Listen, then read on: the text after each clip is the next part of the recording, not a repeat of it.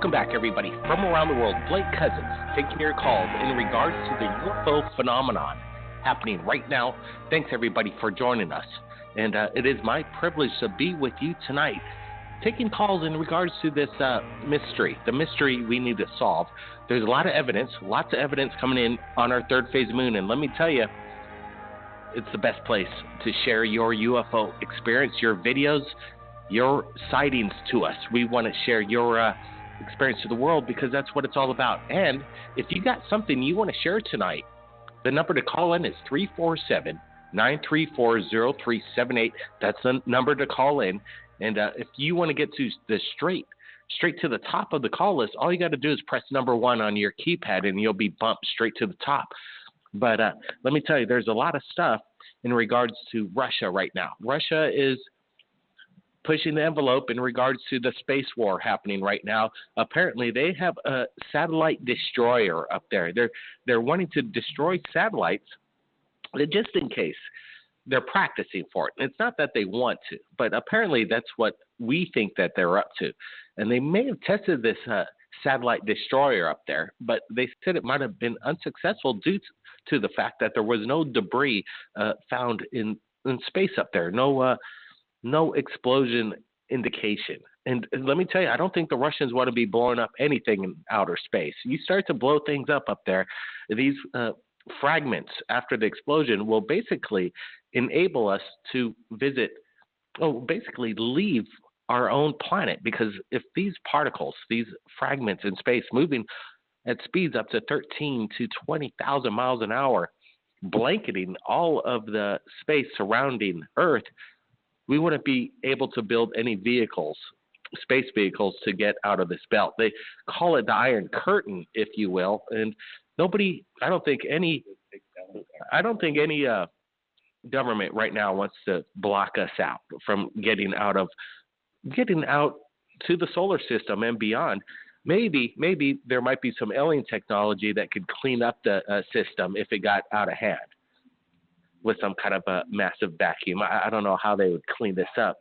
Maybe plasma shield around the craft or something like that to, penetrate this Iron Curtain if you start blowing satellites up into space. But I don't think Russia's up to blowing anything up. I think they might be prepared for an alien threat, possibly coming soon. I'm not saying all aliens are bad, but I got a feeling the universe is infinite, and there's good and evil out there. Let me tell you, from what we've heard from callers that have had encounters with the good and bad, I have to take their word for it. So let me ask you, the people, if you think Putin is creating a weapon to possibly not go after satellites and destroy them, but in fact protecting Earth from a possible alien invasion threat. There are other countries like China that are working on the same technology. Who knows? Is China and Russia part of this global protection ring around our planet? It's definitely curious. Now, let's get to the callers. It is Friday night, and let me tell you, hang on. It's going to be a wild ride. Let's get to it, everybody. 402. How you doing tonight? Hello? Good. Blake, is this you? Okay. Hey, yeah, it is. How you doing tonight? Welcome to the show. Third Phase Moon, Friday night, live. Wow. We got some callers that, sometimes it takes a little skill to tell a story on the radio, especially. So I'm sure. How you doing? Where are you calling in from, sir? Lincoln, Nebraska. All right. And your name? My name is Brent. Wow. Oh, cool. That's my brother's name, Brent. Wow, that's awesome. You know what, Brent? Stand by. Why don't we take a break, everybody, and we'll get to Brent immediately, right after we come back from a short break. Stand by, everybody. Third Phase of Moon.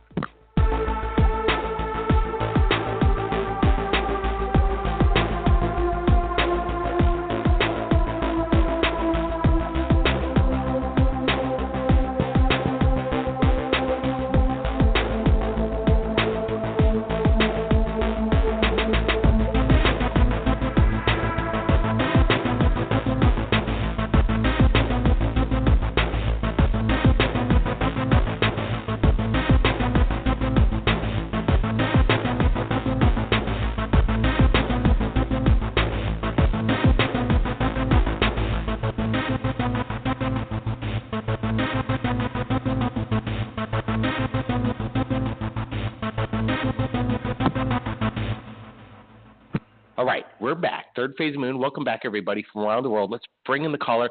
The gentleman is goes by Brent. How you doing, Brent? I'm doing good. How are you? Doing good. Hey, thanks for joining us. I guess you got something you want to share to the world. Hey, thanks for calling in. Let's get started with it. Yes, I grew up on a dairy farm in the Panhandle of Nebraska. This would have been in the early 70s. And we had there was a lot of cattle mutilations going on at the time. We had 2 experiences with that. The first one my father found, and it was the typical, the udder was removed in a perfect triangle shape. The eyes were removed. Police came out and investigated. Also, the FBI came out and investigated. The thing that scared me most about it, it happened in a big rectangular field, pasture that we had the cattle in. And the rest of the cattle that were there would not come anywhere near that site. They would line up in a semicircle, and it took several months for them before they would go in that area of the pasture. That part of it bothered me worse than the actual mutilations. Probably about a month later, we had a second mutilation, and I found that one. I never seen any UFOs at that time, but my mom said she had heard some strange noises. Our farmhouse was, just a couple hundred yards from where this happened at. But later on in life, I had a couple UFO encounters. Well, let's start with the cattle mutilations. Whose idea was it to call the FBI? Well, my dad called the police there, and at the time there were so many of them going on that people were literally taking shots at aircraft, and I believe it was the police that got a hold of the FBI, but there was no blood on the ground. There were cauterized cuts. There was no funny footprints around. It was very, very strange. I think they took blood samples of the cattle and couldn't find any drugs in the cattle. And that's basically all we were told. They told us, don't talk about it, keep quiet about it, because there was just so much paranoia going on at the time. Which, we've never heard any explanations. I still think they're going on. Few years later, when I grew up a little bit, hanging around with friends and got to talking about it, well, it was going on everywhere. It happened a lot out there, but everybody was told to keep quiet. So just one of those strange experiences in life that really have never had an explanation for.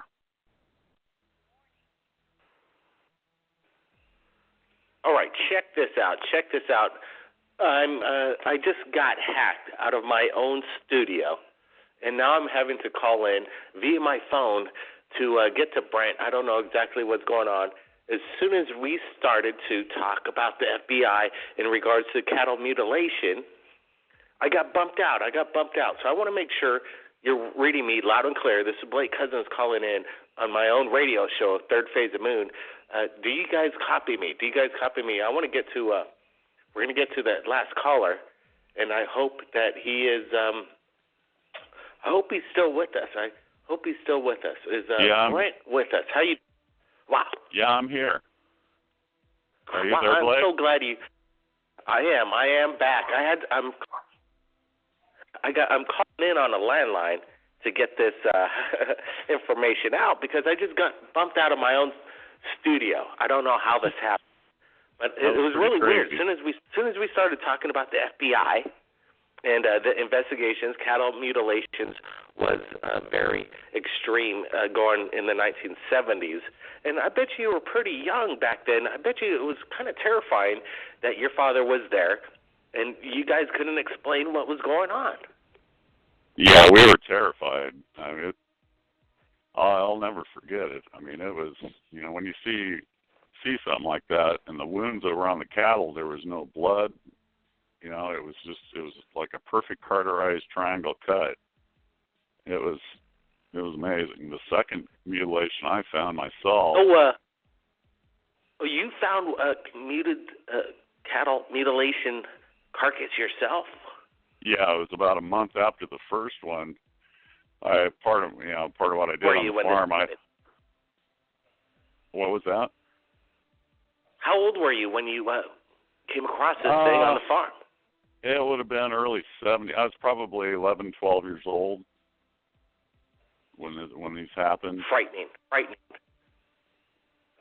Yeah, I was out the second one. I was out checking where we fed the cattle. We had this area where our feed bunks and our bales were at, and it wasn't that wide. It was only probably about 20, 30 feet wide. I was going up one side of the fence, walked right past the area, and when I came back, there was a cow laying there dead, and it was a fresh kill. The cattle, she was still warm, and she was cut perfectly halfway down her body. All the hide was removed on one side of her body, and once again, there was no blood. It was a perfect cauterized cut, and it was like it just had been put there. No footprints, it was bizarre. There was no explanation for it. I mean, it's pretty much bothered me my whole life. I've followed a lot of investigations on mutilations, trying to get answers, and still really have never heard what it could be. But the way the cattle lined up in that field. What was that? Go ahead, Brian. Well, just the way the cattle lined up. Go ahead, Blake. I'm just wondering. There's this billionaire, Mr. Bigelow. He owns Bigelow Aerospace, and he's investigated cattle mutilations because the evidence behind it really has no explanation except that whatever is causing this came from the sky, because there was really no indication of any footprints of any kind, no kind of prey out there taking advantage of just a sitting cow out there, and to do these precise laser incision cuts, and as you're describing it to me, we've done Third Phase of Moon for many years, and we've talked about UFO sightings and stuff, but let me tell you, you're the first caller ever to ever bring up the actual subject matter, believe it or not, and to have an eyewitness to this. Wow, and I bet you it is disturbing. It probably sticks with you to this day, it sounds like. Yeah, my mom said she had heard sounds but couldn't see anything, and and years later she thinks she was abducted, which I'm the only one in the family that believes her. But and that didn't happen on the farm. She was, I believe she was in Oklahoma at a hotel room, and she don't know if it's true or not. She's brought it up to me numerous times that it was the typical. She woke up and felt like she was in a craft in a metal room, and they were examining her, and they pretty much told her they couldn't use her, and they put her back in the room. And yeah, it makes sense. It makes sense to me, because you're on a ranch, you're in a secluded, pretty much out in the middle of nowhere. That's how usually ranches are with dealing with cattle. So they're testing possibly the cattle themselves, but then they're going to experiment with the humans also. And this, it's quite amazing. I got a feeling there's a correlation between both of them, obviously. And yeah, I've always felt that myself. And when I was in high school, I was traveling with a buddy. Okay, but I'm going to get to that, but I'm afraid to ask it again, because the last time I asked this, and bringing up the FBI, we just got totally hacked on our show. And now I'm calling in on my own landline to my own radio show. It's crazy. But, wow. So did the FBI give any kind of reasonable explanation of what caused these mutilations? Not that I'm aware of. They came out, and I was at school when they investigated. Just my dad told me that they were out there, and I seen the police when they came out there, and I know they took blood samples and things, testing to see if there was any drugs or anything in the cattle, and there was nothing they found. There was actually very little blood left in the cow.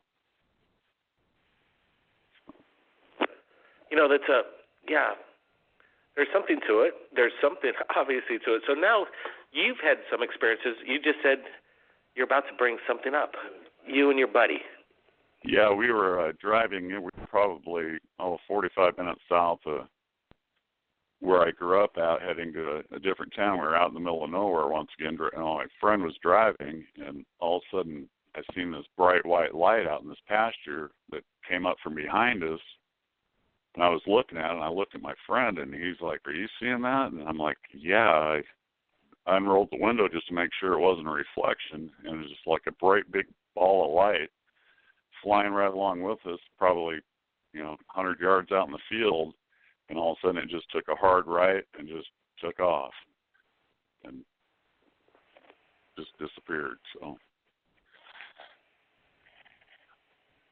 I don't know. Did your family take? Yeah, that sounds like a UFO encounter. There's so much activity.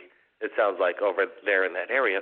Let me ask you this. Let me ask you if did your family take any pictures of this mutilation phenomenon? At the time, I don't think so. I'm sure the police did, but we were so freaked out about it. You didn't think about taking pictures of things back then, and the camera technology wasn't that great at the time. Yeah, obviously, I'm sure. It doesn't seem like it's as active as it was back in the 70s. This cattle mutilation action sounds like it was very common back in those days. You don't hear that much anymore. I wonder why. I wonder why it ceased to really exist now. Yeah, I don't know, but like I said, with that first one, it really bothered me how the cattle would line up in a kind of a semicircle and would not go to that part of the field for a long time. So they were scared by something. I mean, they knew something was wrong. Wow. Well, okay, that's because it takes some kind of trauma for animals to understand, like, hey, this is something, because they're kind of sitting ducks all the time, right? They're eating their grass, they're out there, and the next thing you know, they're going to be taken out, and they probably get the idea, like, wow, what happened to that cow over there? What happened to that cow? There's some kind of sense, but you said after this, the cows didn't want to go into that area where this was happening? No, it took a couple months before they'd go to that part of the pasture again. Was there any kind of strange disturbance, maybe any kind of indication of, I don't know, crop circles in the area? I never did see anything like that. So, I mean, if there was, we weren't told about it, because you couldn't see them from the ground, and it's pretty flat land out there. So, what about strange people ask questions like the MIB, the Men in Black? No, I've never seen anything like that. There was a lot of Air Force activity, a lot of aircraft that flew because we weren't probably about an hour and a half away from F.E. Warren Air Force Base. So I was, always kind of wondered growing up if, maybe they had something to do with it because they were always flying, like doing test flights over our area, it seemed like. Back then, you'd always have. Well, any helicopters? Any helicopters in the area? Oh, because, yeah. Yeah, we'd always see helicopters and fighter jets and all sorts of aircraft flying over there. Well, it could have been, this thing could be military as well. Just some sick military program, possibly. Taking people's cows or cattle. Well, it couldn't have been a helicopter that got the cattle because there was no, like the cow chips or nothing weren't flipped over, and there was not like a lot of debris had blown around. It was just nothing but cattle footprints, and that was it. So. Was there any indication of the cow itself? Did it walk to its final resting place? Was there basically not even a sign of the cow itself, its own hoof prints? There was, just so many footprints out there because, we had 125 head of cattle out there at the time. And it just looked like the cow just laid over, like there was no struggle or nothing. It was just laying down. Like it didn't kick its feet around or any strange signs of that at all. So this is your dad's property, basically, his livelihood. Yeah, he doesn't own it any longer, but at the time that was our property.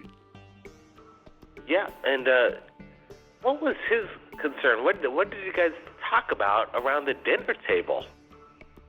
We were all very scared about it. It was, because like I said, we're kind of out in the middle of nowhere, and, we had no idea what went on. It scared us all a lot. But, so you definitely, I'm sure, had, you were armed. You were armed, kind of getting prepared. Wow. Yeah, there was always had weapons around. You just never know. But, wow, that's a very interesting subject matter. I'm sure glad you got to stick around, even through whatever happened on our radio show. We were able to still get the word out. So that's important. That's important to me, especially, and I think people appreciate it. Brent, appreciate you calling in to Third Phase Moon and sharing this experience.